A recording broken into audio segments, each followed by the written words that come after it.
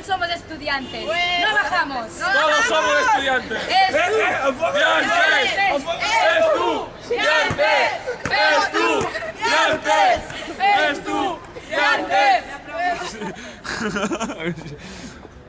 Porque nosotros también somos estudiantes.